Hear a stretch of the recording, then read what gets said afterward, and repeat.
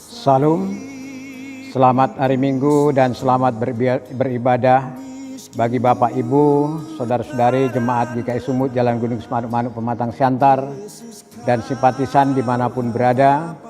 Pada hari ini, Minggu tanggal 30 Agustus 2020, kita akan beribadah bersama-sama secara online di rumah kita masing-masing. Kita akan mendengarkan Warta Jemaat. Warta Jemaat Minggu 30 Agustus 2020. Yang pertama, ucapan terima kasih dan imbauan mengenai persembahan. Kami mengucapkan terima kasih kepada warga jemaat dan simpatisan yang telah memberikan persembahan ibadah minggu dan persembahan kebaktian keluarga yang dilaksanakan di rumah masing-masing, dan juga yang telah memberikan persembahan ucapan syukur dan persembahan bulanan.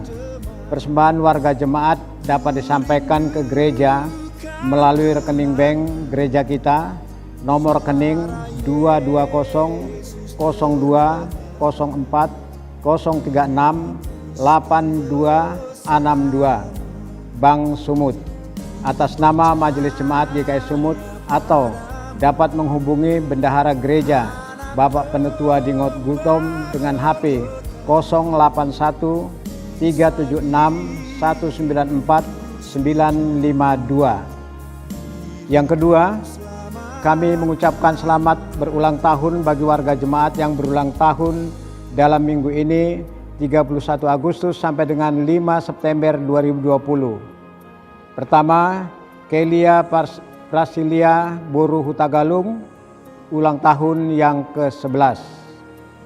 Ketiga, rencana ibadah di gedung gereja. Direncanakan bahwasanya kita akan kembali beribadah di gedung gereja pada hari Minggu tanggal 6 September 2020. Perlu kami ingatkan juga bahwasanya salah satu syarat protokol kesehatan yang dianjurkan oleh pemerintah, orang tua yang berusia 60 tahun ke atas dan anak sekolah minggu jangan dulu ikut beribadah di gedung gereja. Kita akan mengadakan ibadah minggu dalam 2 gelombang. Gelombang pertama dimulai pukul 9 sampai dengan pukul 10 WIB. Gelombang kedua dimulai pukul 11 sampai dengan 12 WIB. Kiranya kita semua dapat turut serta mendoakan rencana kita ini sehingga kita dapat kembali bersama-sama beribadah di gedung gereja, dan jangan lupa membawa dan memakai masker. Tuhan Yesus memberkati. Saudara-saudara yang dikasihi oleh Tuhan Yesus Kristus, marilah kita saat teduh sejenak. Saat teduh kita mulai.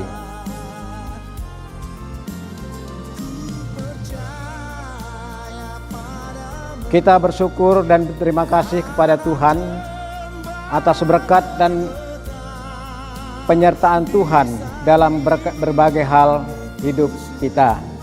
Amin. Kita awali ibadah kita pada hari ini. Kita bersama-sama memuji Tuhan dengan bernyanyi dari Kidung Jemaat nomor 361 ayat 1 dan 3.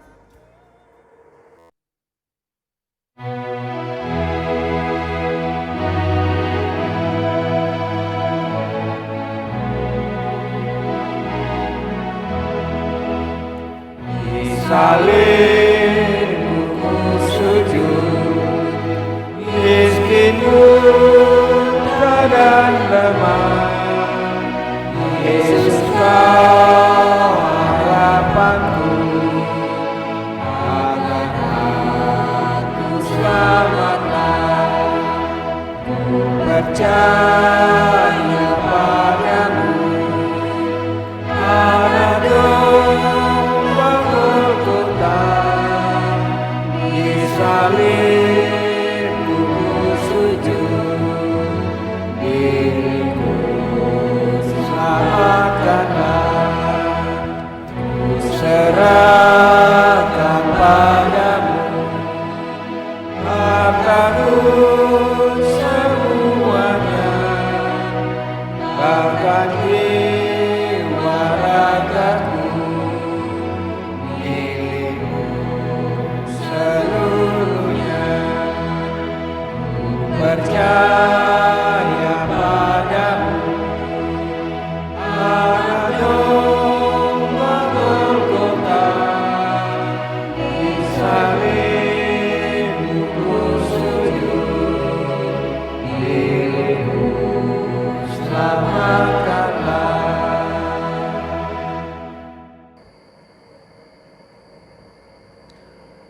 Bapak, Ibu, Saudara, marilah kita tahbiskan ibadah kita ini.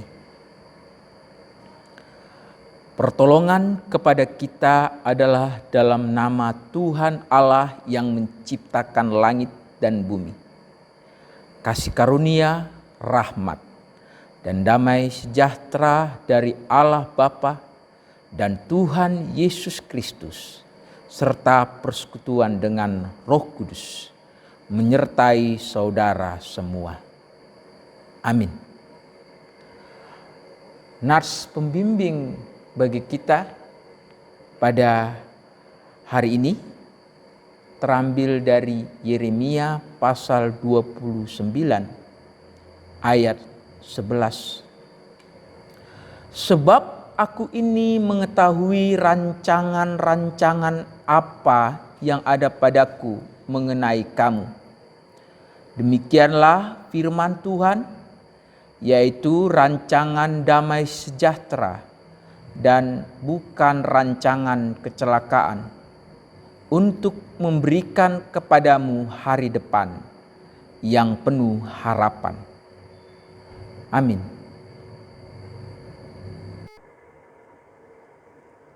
Kita amini nas pembimbing tadi, kita kembali bernyanyi dari Kidung Jemaat nomor 246 ayat 1 dan 2.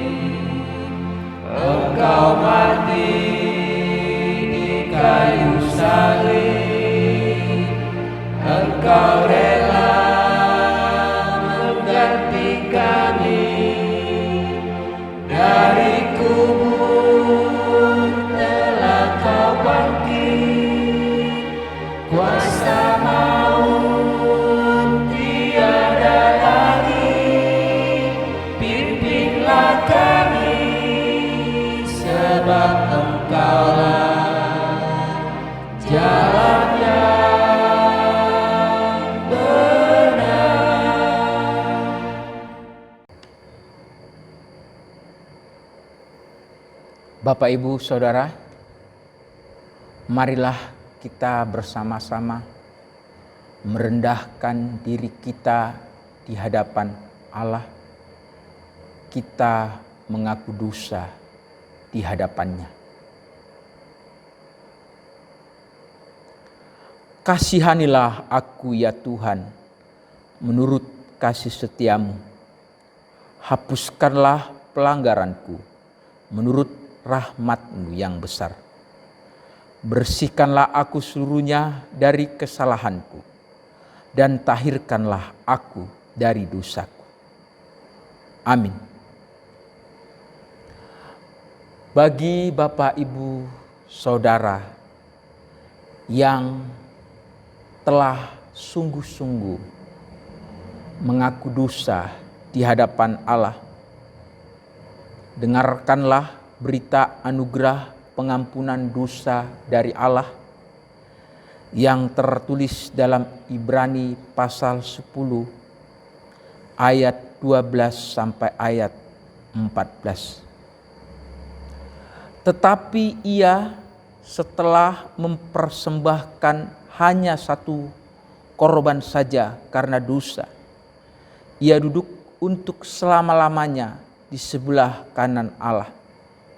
Dan sekarang ia hanya menantikan saatnya di mana musuh-musuhnya akan dia jadikan tumpuan kakinya. Sebab oleh satu korban saja ia telah menyempurnakan untuk selama-lamanya mereka yang ia kuduskan. Amin. Kembali kita bernyanyi dari Kidung Jemaat nomor 169 ayat 1 dan 2.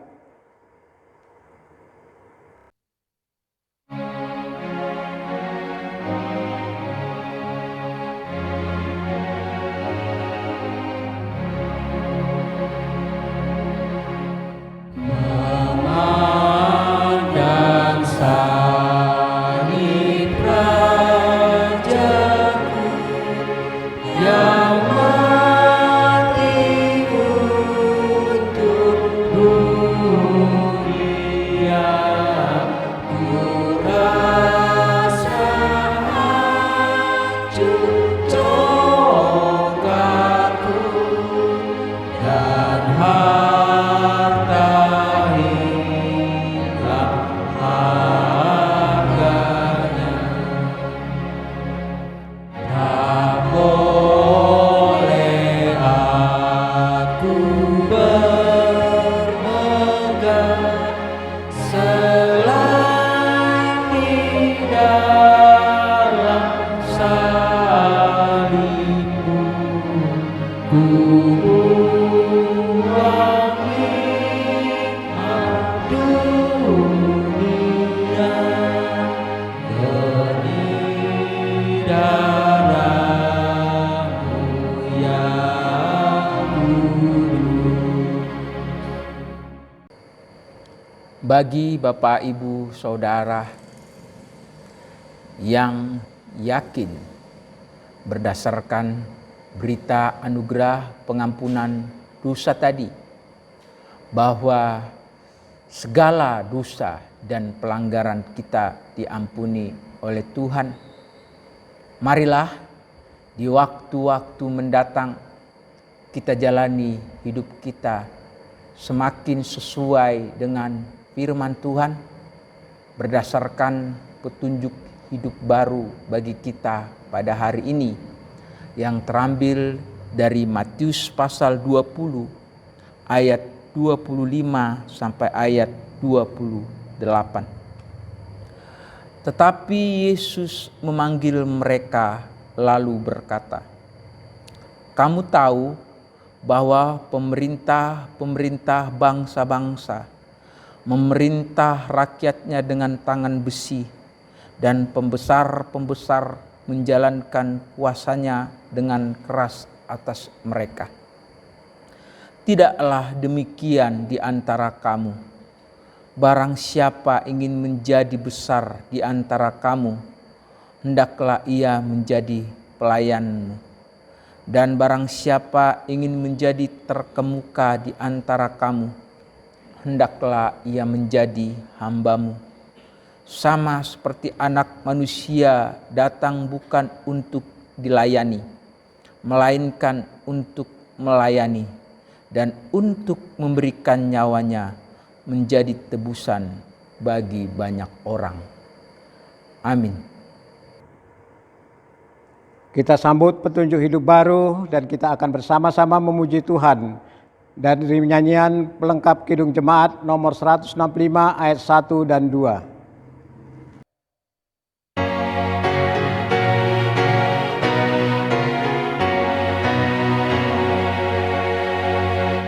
Janji yang manis kau tak kulupakan, tak terombang-ambing lagi jiwaku.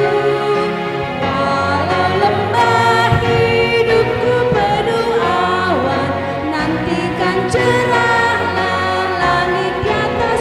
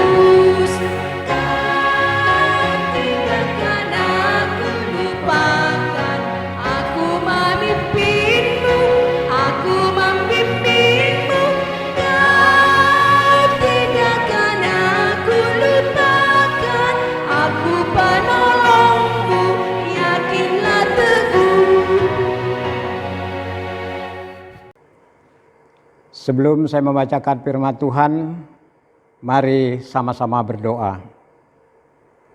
Kami datang di hadapan-Mu Bapa Sorgawi dalam nama Yesus Kristus Tuhan. Firman yang akan saya baca untuk saat ini kiranya Engkau memberkati. Secara khusus hamba-Mu yang akan menyampaikan kebenaran firman Tuhan. Engkau boleh memakai hamba-Mu untuk menyampaikan kebenaran firman Tuhan. Dan Tuhan juga memberikan urapan atas anugerah yang Tuhan berikan kepada hamba Tuhan. Sehingga firman itu sungguh-sungguh dapat mengubah hidup yang sudah Tuhan berikan kepada kami menjadi hidup yang lebih baik. Ampuni dosa-dosa yang kami lakukan di hadapan Tuhan. Dalam nama Yesus kami sudah berdoa. Amin. Pembacaan firman Tuhan diambil dari Kitab Perjanjian Baru, yaitu Injil Matius 16 ayat 21 sampai dengan 28. Demikian firman Tuhan. Pemberitahuan pertama tentang penderitaan Yesus dan syarat-syarat mengikut Dia. Sejak waktu itu Yesus memulai menyatakan kepada murid-muridnya bahwa Ia harus pergi ke Yerusalem dan menanggung banyak penderitaan dari pihak tua-tua, imam-imam kepala dan ahli-ahli Taurat, lalu dibunuh dan dibangkitkan pada hari ketiga. Tetapi Petrus menarik Yesus ke samping dan menegur Dia, katanya, "Tuhan, kiranya Allah menjauhkan hal itu sekali-kali takkan menimpa Engkau." Maka Yesus berpaling dan berkata kepada si Petrus, "Enyahlah iblis, engkau suatu batu sandungan bagiku, sebab engkau bukan memikirkan apa yang dipikirkan Allah, melainkan apa yang dipikirkan manusia." Lalu Yesus berkata kepada murid-muridnya, "Setiap orang yang mau mengikut aku, ia harus menyangkal dirinya, memikul salibnya dan mengikut aku. Karena barang siapa mau menyelamatkan nyawanya, ia akan kehilangan nyawanya. Tetapi barang siapa kehilangan nyawanya karena aku, ia akan memperolehnya. Apa gunanya seorang memperoleh seluruh dunia tetapi kehilangan nyawanya? Dan apakah yang dapat diberikannya sebagai ganti nyawanya? Sebab Anak Manusia akan datang dalam kemuliaan Bapanya, diiringi malaikat-malaikatnya. Pada waktu itu Ia akan membalas setiap orang menurut perbuatannya. Aku berkata kepadamu, sesungguhnya di antara orang yang hadir di sini ada yang tidak akan mati sebelum mereka melihat Anak Manusia datang sebagai Raja dalam kerajaannya." Demikian pembacaan firman Tuhan. Yang berbahagia ialah mereka yang mendengarkan firman Tuhan serta melakukan dalam kehidupan sehari-hari. Haleluya. Bapak, Ibu, Saudara yang dikasihi oleh Tuhan Yesus Kristus, pada hari ini kita merenungkan firman Tuhan dalam sebuah tema, memahami yang dipikirkan Allah. Di sini Tuhan Yesus memberitahukan kepada murid-muridnya tentang penderitaannya yang akan terjadi. Ia mulai memberitahukannya sejak saat itu. Ia kemudian sering membicarakan hal ini. Beberapa isyarat telah ia berikan tentang penderitaannya ini. Seperti ketika ia berkata, "Rombak bait Allah ini." Ketika ia juga berbicara tentang Anak Manusia yang harus ditinggikan, dan tentang makan dagingnya dan minum darahnya. Tetapi sekarang ia mulai menunjukkannya dan membicarakannya dengan terus terang dan langsung.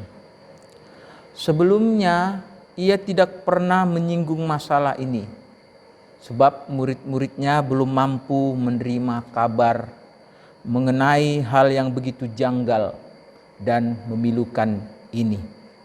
Tetapi sekarang, setelah mereka menjadi lebih matang dalam pengetahuan dan kuat dalam iman, ia mulai mengatakan hal ini kepada mereka. Sejak waktu itu setelah mereka membuat pengakuan sepenuhnya tentang Kristus, bahwa ia adalah anak Allah, barulah ia mulai mengungkapkan hal ini kepada mereka. Ketika ia mendapati murid-muridnya telah memahami dan mengenal satu kebenaran, ia mengajarkan kepada mereka kebenaran lainnya lagi. Karena siapa yang mempunyai, kepadanya akan diberi. Apa yang ia ungkapkan mengenai penderitaannya, seluk-beluknya, dan keadaan seputar penderitaan itu, dan semuanya itu sungguh sangat mengejutkan. Ia harus pergi ke Yerusalem, kota suci itu, dan menanggung banyak penderitaan di sana. Di sanalah semua pengorbanan dipersembahkan. Di sanalah ia yang adalah sang korban yang agung harus mati. Orang-orang yang membuat dia menderita, yaitu pihak tua-tua, imam-imam kepala, dan ahli-ahli Taurat. Mereka semuanya bergabung dalam mahkamah agama yang disebut Sanhedrin, yang berkedudukan di Yerusalem dan sangat dihormati orang banyak. Orang-orang yang seharusnya menjadi yang terdepan dalam mengakui dan menghormati Kristus, justru menjadi yang paling sengit dalam menganiaya dia. Memang sangat aneh bahwa orang-orang yang mengenal isi kitab suci, yang mengaku menantikan kedatangan Mesias dan selalu berpura-pura memiliki watak yang kudus, harus memperlakukan Kristus dengan sedemikian biadab ketika dia benar-benar datang. Oleh karena itu, Yesus perlu mengatakan hal itu untuk tetap memelihara iman mereka. Ketika ia berbicara mengenai salib dan kehinaannya, dengan nada yang sama ia juga berbicara mengenai sukacita yang disediakan bagi dia, dan dengan pandangan inilah ia tekun memikul salib dengan mengabaikan kehinaannya. Karena itu, kita harus juga memperhatikan dengan sungguh-sungguh penderitaan Kristus bagi kita dan mengikuti jejak penderitaannya untuk menggapai kemuliaannya. Demikian juga kita harus memperhatikan baik-baik penderitaan kita bagi Kristus untuk memandangnya sebagai upah yang harus kita terima. Jika kita menderita bersama-sama dengan Dia, kita pun akan ikut memerintah dengan Dia. Mengapa Yesus memberitahukan penderitaannya yang akan datang? Untuk menunjukkan bahwa penderitaan itu memang sudah merupakan suatu rencana dan persetujuan kekal yang telah disepakati bersama oleh Bapa dan Anak sejak dari kekekalan. Ada tertulis demikian bahwa Mesias harus menderita. Hal ini ditetapkan menurut maksud dan rencana Allah, bahwa dengan sukarela Yesus akan melakukan karya keselamatan bagi kita. Penderitaan Yesus tidak mengejutkan dirinya, sebab penderitaan itu tidak datang sebagai jerat. Sebaliknya, Yesus telah melihat dan mengetahui penderitaan itu dengan jelas dan pasti, yang justru memperbesar kasih-Nya bagi kita, umat manusia. Untuk memperbaiki kekeliruan yang terlanjur tertanam dalam diri murid-muridnya tentang kemegahan dan kekuasaan lahiria kerajaannya, dengan mempercayai bahwa Dia adalah Mesias, tidak ada yang mereka harapkan dan nantikan selain kemuliaan dan kekuasaan di dunia ini. Namun di sini Kristus mengungkapkan pelajaran lain yang berbeda kepada mereka, yang dengan memberitahukan perihal salib dan penderitaan. Bahkan para imam kepala dan tua-tua yang mungkin mereka harapkan menjadi pendukung kerajaan Mesias, justru malah menjadi musuh besar dan penganiaya Mesias. Pemberitahuan ini dimaksudkan untuk memberikan mereka semua sebuah gambaran yang sama sekali berbeda tentang kerajaan kedatangannya yang telah mereka beritakan selama ini. Murid-murid harus memperbaiki kekeliruan mereka mengenai kerajaan Mesias ini. Orang-orang yang mengikuti Kristus harus diberitahu dengan jelas mengenai hal ini dan diperingatkan supaya mereka pada saat itu tidak mengharapkan hal-hal besar di dunia ini dengan kedatangan Mesias. Petrus menjadi batu sandungan atas pemberitahuan ini ketika ia berkata, "Tuhan, kiranya Allah menjauhkan hal itu."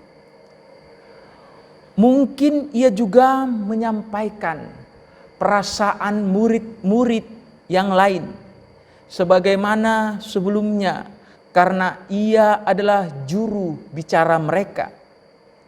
Ia menarik Yesus ke samping dan berani menegur Yesus.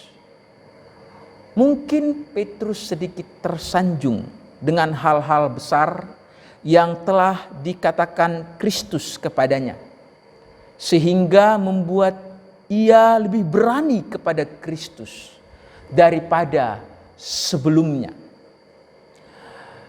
Tindakan Petrus ini sangat terasa sebagai hikmat duniawi, karena ia tampak begitu menentang penderitaan dan terkejut atas kehinaan salib. Inilah bagian yang rusak dari diri kita, yang selalu menginginkan keadaan yang aman, tentram saja. Kita cenderung mengait-ngaitkan penderitaan dengan kehidupan saat ini saja. Kita selalu merasa penderitaan itu hanya mendatangkan ketidaknyamanan untuk kehidupan saat ini. Namun ada cara lain untuk menanggapi penderitaan itu, yang bila dilakukan dengan sepenuh hati akan memampukan kita menanggung penderitaan itu dengan sukacita. Petrus dengan semangat berkata, "Tuhan, kiranya Allah menjauhkan hal itu. Allah kiranya mencegahnya supaya engkau tidak menderita, supaya engkau tidak dibunuh." Petrus ingin agar Kristus juga merasa takut terhadap penderitaan seperti Petrus. Namun kita keliru jika kita mengukur kasih dan kesabaran Kristus menurut ukuran kita sendiri. Tidak sepatutnya Petrus membantah gurunya atau menasihatinya. Sebaiknya Petrus berharap saja, jikalau sekiranya mungkin, biarlah cawan ini berlarut. Dan tidak berbicara dengan nada memerintah seperti itu. Hal itu sekali-kali takkan menimpa engkau. Padahal Kristus telah berkata, hal ini harus terjadi. Masakan kepada Allah diajarkan orang pengetahuan? Ketika pemeliharaan Allah membawa kita kepada keadaan yang rumit atau mendatangkan salib bagi kita, biarlah kita menerimanya dengan diam dan tidak menentang kehendak ilahi. Allah mengetahui apa yang harus Ia lakukan tanpa perlu kita ajari. Tuhan Yesus tidak senang dengan nasihat Petrus ini di ayat 23. Ia berpaling kepada Petrus dan ia berkata, "Enyahlah, iblis." Tanpa mau menunda-nunda lagi, ia segera menanggapi pencobaan itu yang menunjukkan betapa tersinggungnya dia. Baru saja Yesus memuji Petrus dengan berkata, "Berbahagialah engkau Simon." Dan mungkin bahkan pada saat itu ia memeluknya. Tetapi sekarang di sini ia berkata, "Enyahlah, iblis." Ternyata seorang yang baik dapat saja berubah dengan cepat karena dikejutkan oleh pencobaan, dikejutkan oleh penderitaan, karena dikejutkan oleh sesuatu yang tidak ia inginkan. Di sini Tuhan Yesus menjawab Petrus seperti ia sedang berbicara kepada iblis itu sendiri. Inilah kelicikan iblis. Ia mengirim pencobaan kepada kita melalui perantaraan sahabat-sahabat terbaik kita dan orang-orang yang sangat dekat dengan kita. Begitu juga iblis menyerang Adam melalui Hawa. Dan begitu juga saat iblis menyerang Ayub melalui istrinya. Di sini Kristus diserang melalui Petrus, murid yang dikasihinya. Hal ini mengingatkan kita supaya tidak mengabaikan perlengkapan senjata Allah, tetapi tetap berdiri tegap melawan segala tipu muslihat iblis dan seluk-beluk iblis. Dengan selalu berdiri teguh dan berjaga-jaga melawan dosa, melawan siapapun yang mendorong-dorong kita kepada pencobaan itu. Bahkan kebaikan hati sahabat-sahabat kita seringkali dipakai atau disalahgunakan oleh iblis. sebagai pencobaan bagi kita. Engkau suatu batu sandungan bagiku, kata Tuhan Yesus. Dalam bahasa Alkitabnya dikatakan, skandalon mou ei. Engkau menjadi penghalangku. Engkau menghalangi jalanku, Petrus. Kristus sedang bergegas dalam pekerjaan keselamatan untuk kita. Dan hatinya terpusat pada pekerjaan itu. Sehingga ia merasa jengkel karena dihalangi atau dibujuk untuk kembali memulai lagi dari bagian yang paling sulit dan paling mengecilkan hati dari usahanya itu. Begitu dalamnya ia berkutat dengan usaha penebusan kita, sehingga orang-orang yang secara tidak langsung berusaha mengalihkan perhatiannya dari pekerjaannya, bagaikan menyinggung bagian tubuhnya yang paling halus dan peka.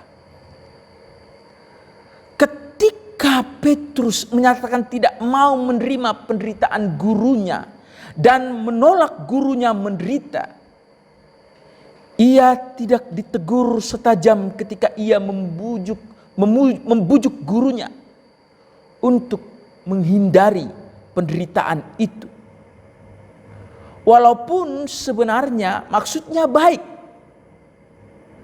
sungguh diperlukan keteguhan dan ketetapan hati yang sangat besar kalau kita melakukan suatu pekerjaan apa saja, supaya kalau kita dihasut untuk berhenti, kita tahan. Ini seperti yang dilakukan oleh Rut yang berkata kepada ibu mertuanya, "Janganlah desak aku meninggalkan engkau." Engkau bukan memikirkan apa yang dipikirkan Allah, melainkan apa yang dipikirkan manusia, kata Tuhan Yesus kepada Petrus dalam teks kita ini. Hal-hal yang dipikirkan Allah, yaitu segala hal yang memperhatikan kehendak dan kemuliaannya, sering sekali berbenturan dan bersilangan dengan hal-hal yang dipikirkan manusia. Manusia hanya memikirkan kemakmuran, kesenangan, dan kebaikan.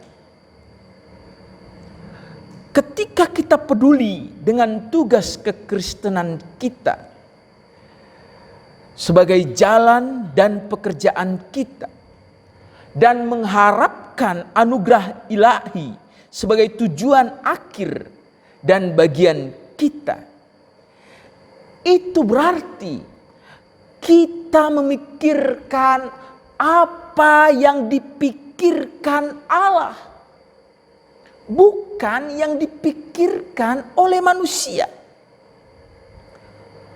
Dan karena itu, jika hal ini yang kita pikirkan, maka kedagingan kita harus disangkal.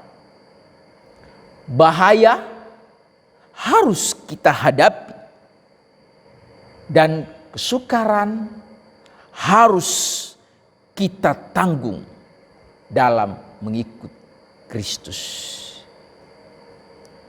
Inilah jenis pencobaan yang bisa kita rasakan. Karena setelah Kristus memberitahukan kepada murid-muridnya bahwa ia harus menderita dan bahwa ia telah siap dan bersedia untuk menderita, sesungguhnya ia memberitahu murid-muridnya bahwa mereka juga harus ikut menderita dan harus bersedia untuk itu. Demikian juga dengan kita, murid-murid Kristus di zaman ini. Amin. Marilah kita bersatu di dalam doa. Allah Bapa yang kami panggil dan kami kenal melalui Yesus Kristus Tuhan kami. Sesungguhnya apa yang dipikirkan oleh Petrus seringkali juga ada di pikiran kami.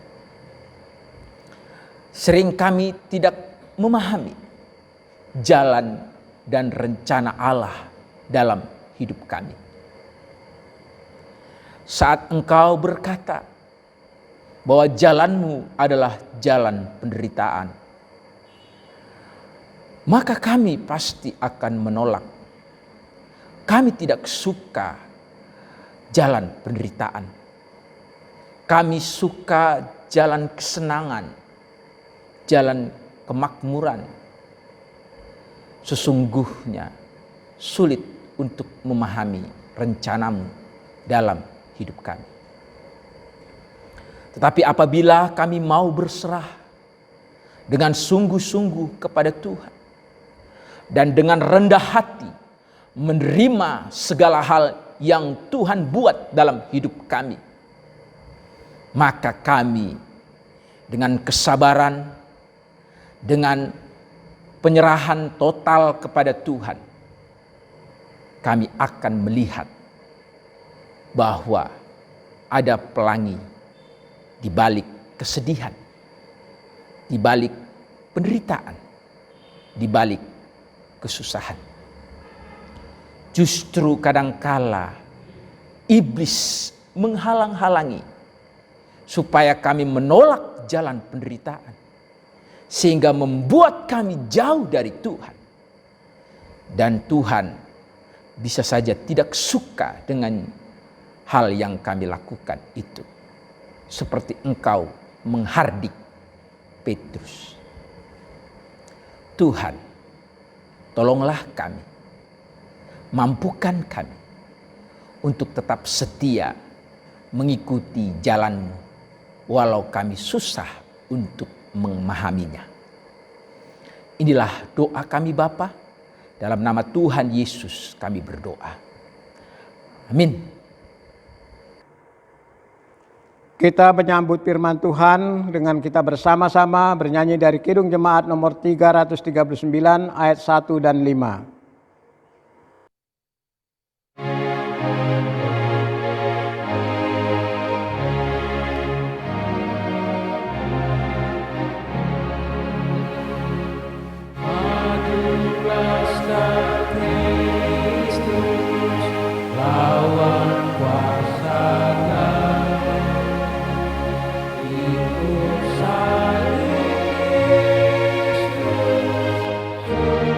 Sudah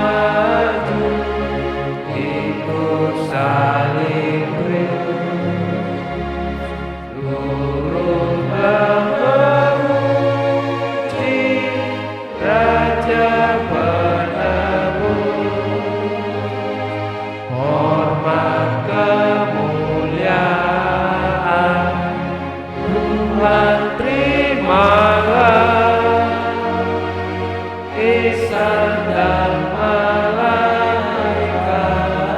sujud menyembah.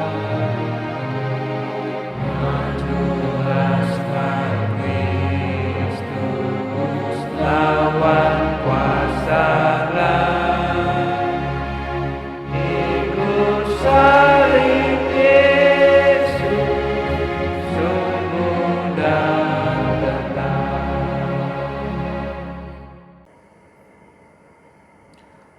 Bapak Ibu Saudara, kita akan menaikkan doa syafaat kita. Marilah kita bersatu di dalam doa. Allah Bapa yang kami panggil melalui Putramu Tuhan Yesus Kristus Juru Selamat kami. Kami bersyukur kepadamu untuk kebaikan yang telah Engkau nyatakan bagi kami semua selama ini hingga pada saat ini. Sungguh kami tak dapat membalas setiap kebaikan-Mu. Kiranya Engkau memampukan kami supaya kami dapat melakukan perintah-perintah-Mu, agar maksud dan tujuan-Mu menciptakan dan memelihara kami bagi kemuliaan-Mu tercapai.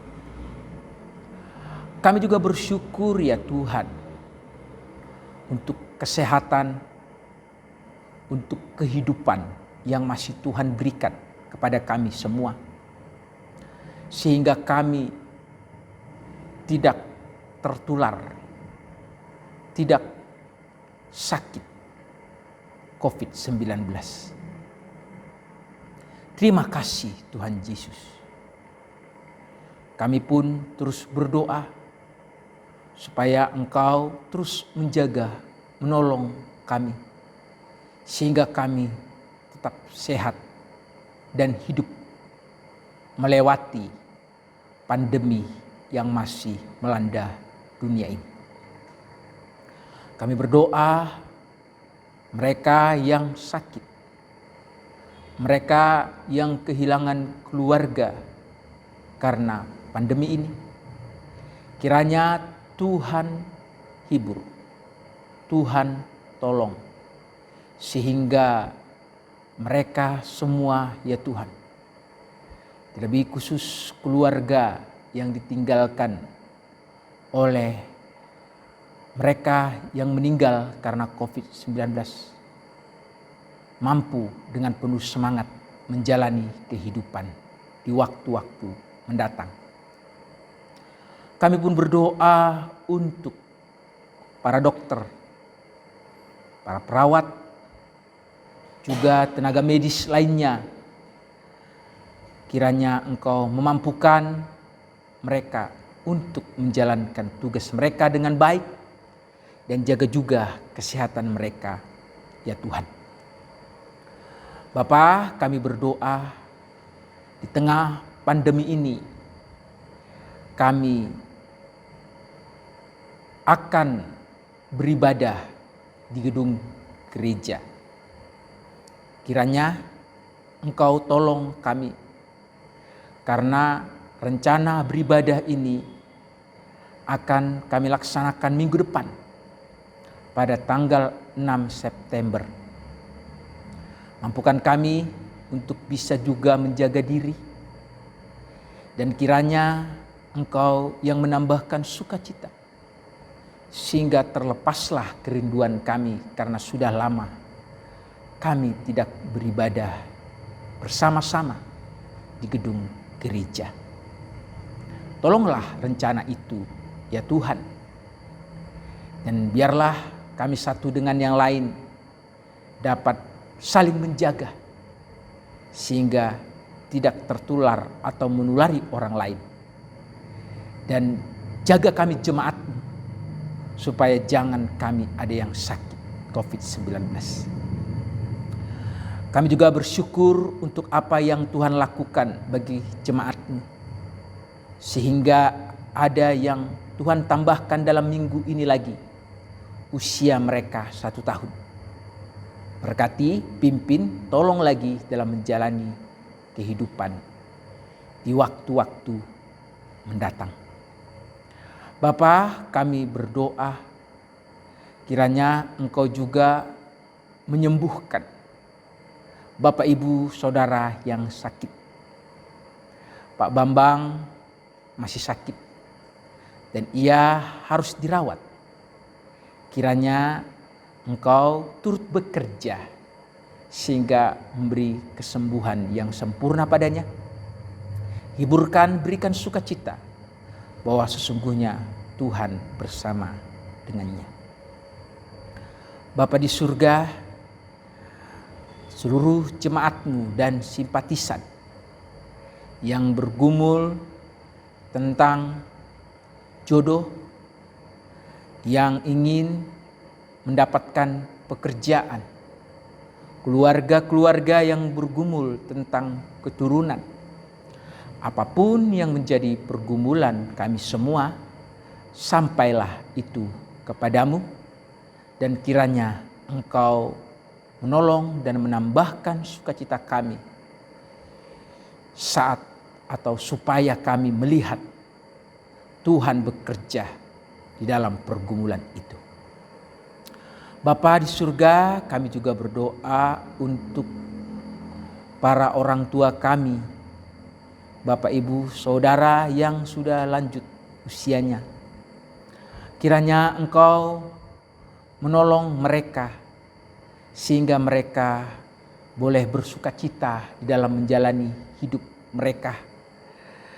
Tuhan, Engkau tahu kesedihan-kesedihan mereka. Mungkin mereka melihat bahwa kekuatan mereka tidak seperti dulu lagi. Tetapi biarlah semangat yang daripadamu ada pada mereka, Roh Kudus bekerja sehingga roh mereka menyala-nyala bagi Tuhan. Bapa, kami juga berdoa untuk rencana daripada penabalan atau pentahbisan calon majelis jemaat.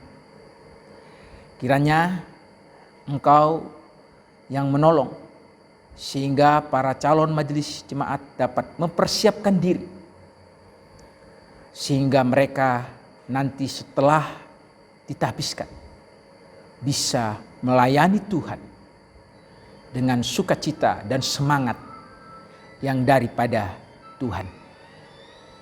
Inilah doa syafaat kami Bapa yang kami panjatkan kepadamu melalui anak-Mu Yesus Kristus Tuhan dan Juru Selamat kami. Doa ini kami sampaikan dan kami akan mengakhirinya dengan bersama-sama mengucapkan doa Bapa kami.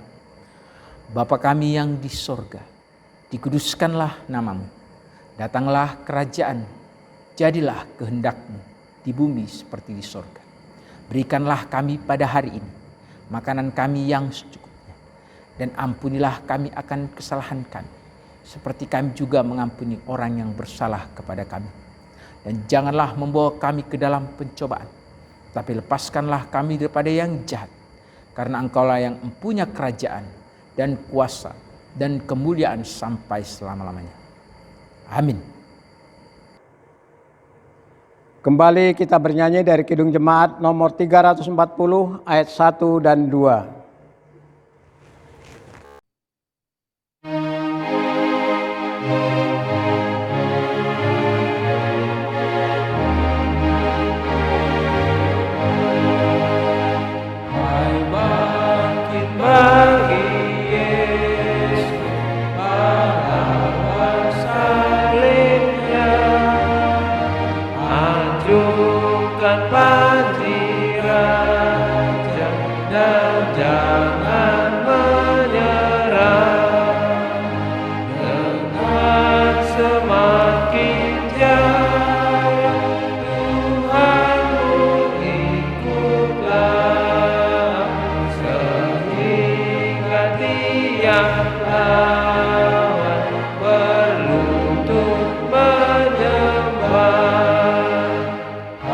Bangkit bagi Yesus dengan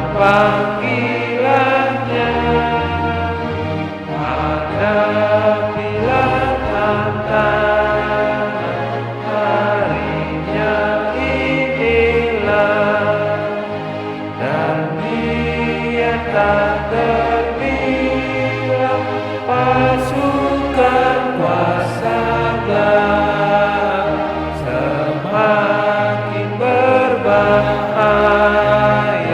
semakin kau tegak.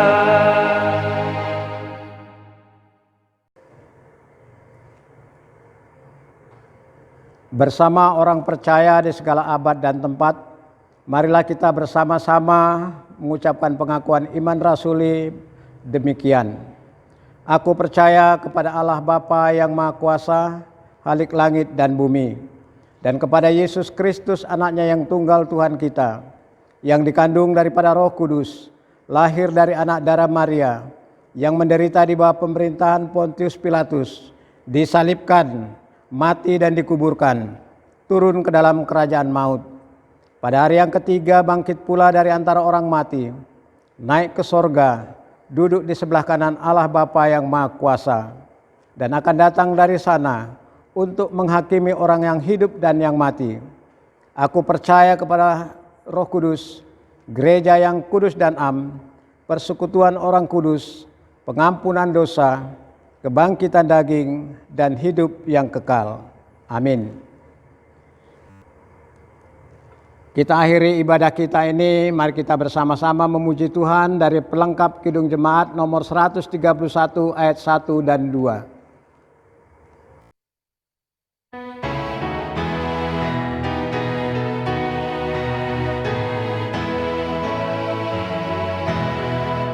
Yakin Tuhan tuntun langkahku,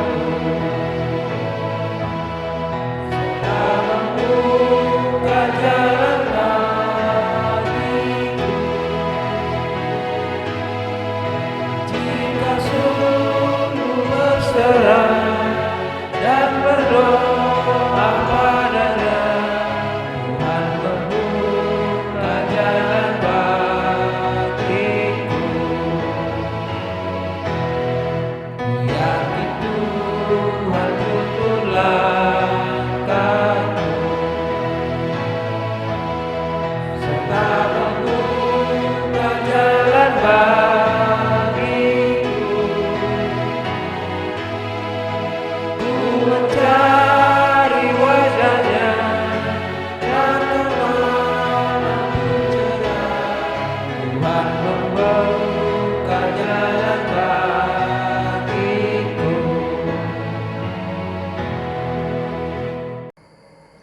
Bapak Ibu Saudara, marilah kita akhiri ibadah kita ini dengan bersama-sama kita semua memperoleh berkat dari Tuhan. Tuhan memberkati engkau dan melindungi engkau. Tuhan menyinari engkau dengan wajah-Nya dan memberi engkau kasih karunia. Tuhan menghadapkan wajah-Nya kepadamu dan memberi engkau damai sejahtera. Haleluya. Amin.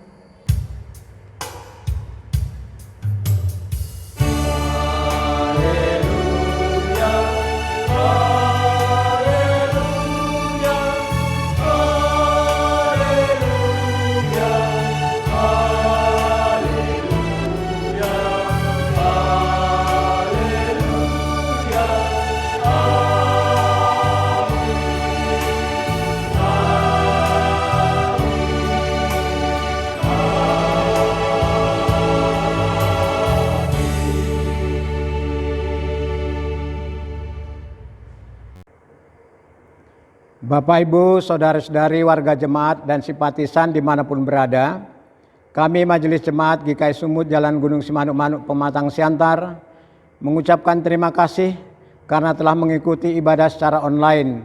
Semoga kita tetap sehat dan senantiasa diberkati oleh Tuhan.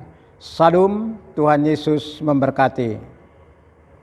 Teman-teman yang merasa terberkati oleh ibadah raya pada hari ini, boleh dengar suaranya? Boleh dengar suaranya? Oke, mulai saat ini kita mau sama-sama andalkan Tuhan dalam hidup kita. Kita mau gunakan senjata Allah, kita mau bangkit bagi Dia. Kita sama-sama nyanyikan lagu Hai Bangkit Bagi Yesus.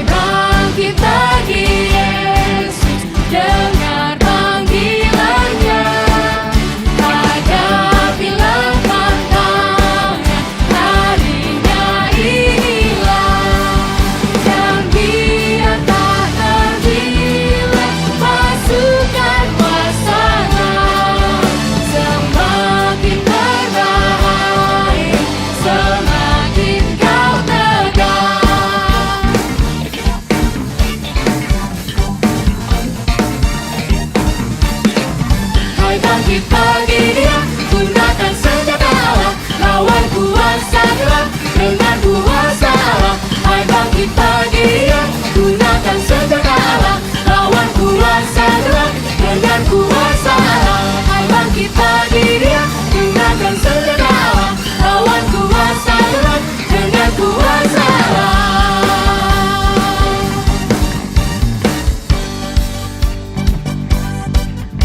Kita mau sama-sama nyanyi lagunya ini bait ketiga, Hai bangkit bagi Yesus, pohonkan kuatnya. Kita mau sama-sama kenakan perlengkapan Allah, kita bangkit bagi Yesus.